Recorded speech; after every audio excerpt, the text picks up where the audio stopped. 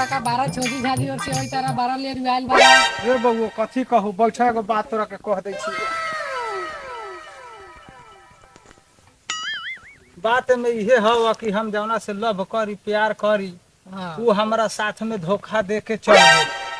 धोखा दे के चल गए तो ओकर दिन उतर गल, शादी ब्याह के दिन आयल तो 2 4 गो दिन रहे तो कही से चल ना निकल के भाग चलू हम गली बड़ा शिकायत हुई, दिन उतरल बा भाग के चल जेबू तो चारू ओरी बड़ा शिकायत हुई। थोड़ा ज्यादा हमनी दुनू गोला के बाद तू प्यार न बेख्याल हो गया तो बड़का मोबाइल मांग लेला हमरा के, ननकी मोबाइल इहे मोबाइल नानका दे दे। ए से बात कर। हाँ से यही से तू बात करी है। हम हर दिन तोरा से बतुआए। बरियात आयल दुआरी लाग गेल, एकरा बाद में दुआरी लगला के बाद में फेन फोन कहलक से चल ना भागा ना तो न भगली। अब कह का कहलक फेन ओकर आया महुआ बियाहे जाई रहे तो उ फोन कहलक से आवा ना आया महुआ बियाहे जाई छी तो वो में गेली तो तैका नचबो कैली गएबो कैली, समझ गेला। हाँ बड़ा लोग सरहई बड़ा जनी सरहई का महुआ बियहलई तो वो लंग का कहलक कि ओहो लंग नचली उचली कहली कि दिलवा ले गई पियर की फराक वाली, दिलवा ले गई पियर की फराक वाली। ओ लंग नचली बजौली गईली रे बउआ। फेन ओ लंग से अली शादी होके जाई रहे तो उ फोन कहलक से हमर डोली जाई ता कहाँ बाड़ा ताकत है, हमरा से भेंट कला हमरा ओरी ताक द। तो खेत में तरकारी तुरई रही तो पछाड़ी से डिकिया में रहे बैठल तो एंती हाथ करई था, तब हम तकली ओकरा ओरी तकली तो कहली कि काहे ला बाड़ू तकई ता हाथ में रही तो उ कही ताका न हेने घूम के इशारा देलक से ताका हेने घूम के। हम कहली कि कथी ताकू, एने ओने तकई तारी तुरई तारी तरकारी जा न सारा रस निकाल ली सिठी लेके जा ससुरारी। तू चल गेला के बाद में इहे मोबाइल देले बा हमर जान, धोखा दे के चल गेले। ऐसन गायदारी काम कोनो के न करे के चाहे आ हमरा साथ में उकरे जा हमर गायदारी क के समझ गेला। अब कथी पूछले बड़ा बात। नगिंदर भाई एगो रखा रेडियो मिस्त्री केनहू से रखा था दिन भर में 3 बेर फोन लगी कर रखा। अचल भाई कह ना समाचार बा हमरा से सरदार आ दिन भर में 3 बेर फोन लगी कर रखा, समझ गेला। अब जब से चल गए तब से उहो लापता बा, एको बेर फोन लगी न करली।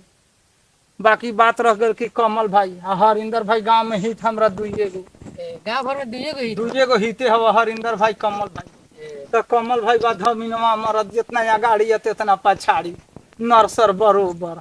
सांप न धमिना सांप बैंक के लीले बोले तो जितना आगाड़ी है जितना पछाड़ी रहल है उनतीये धमिनवा मरद बा। तो हरिंदर भैया कमल भाई कहला काहे भाई भकुआल बड़ा, हम तोहर समस्या के हल क दे। हम बोले अच्छा तो ठीक बा समस्या के हल क देब तो कौनो बात न बा।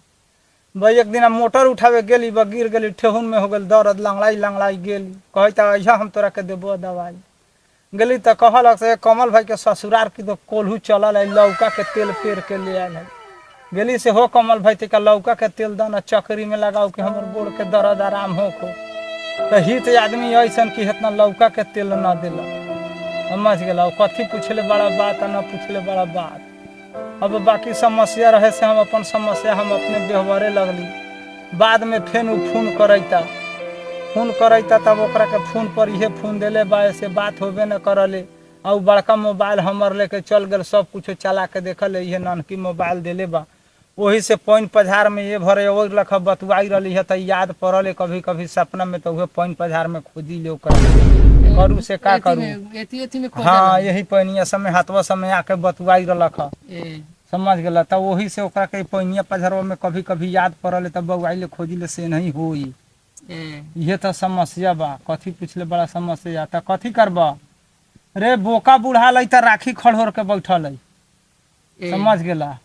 आ हमनी अब बूढ़ भेली तो भाइयों सब बूढ़ चोदी के नहीं कमल भाई भेल हरिंदर भाई भेल मामला कहलक हल क देबो केनहू व्यवस्था न कहलक अपने चुपे चानी निकल जाले चला बोले चल जाले। कथी पूछले बड़ा बात ऐसा हित के गाड़ न मारी। अच्छा ठीक बात हर छवारी बड़ा ये लव के चक्कर में न पड़िया।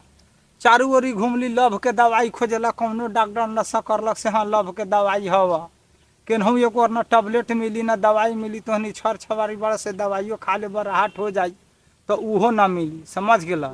हाँ छवारी बाड़ा तो हनी ओकरा चक्कर में मत पड़िया, लव के चक्कर में न पड़िया न तो पड़ल तब बर्बाद हो जाबे। एगो तो हम बर्बाद हो गल बड़ी कि नहर में पानी में बउआई बड़ी अब तोहनी पोखरा में बउआए लगिया, चौवर में बउआए लगिया, सरेह में बउआए लगिया। अच्छा ठीक बा, तू सलाह दे दिला तो ठीके बात कहला। हाँ तो लव के चक्कर में तोहनी ना पड़िया, खूब अपन हिसाब से रह।